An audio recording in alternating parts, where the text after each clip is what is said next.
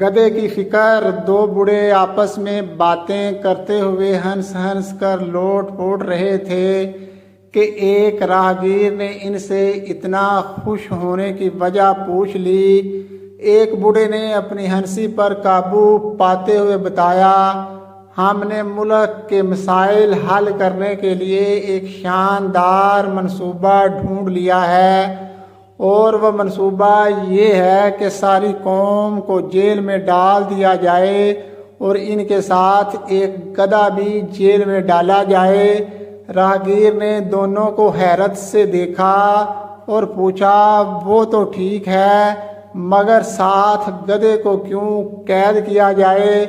دونوں بوڑھوں نے فلک شگاف قہقہہ لگاتے ہوئے ایک دوسرے کو دیکھا، اور ایک بوڑھے نے دوسرے سے کہا، دیکھا، آ گیا یقین تجھے میری بات پر۔ میں نہیں کہتا تھا کہ یہ قوم اپنے بارے میں کبھی پریشان نہیں ہوگی، سب کو گدھے کی ہی فکر ہوگی۔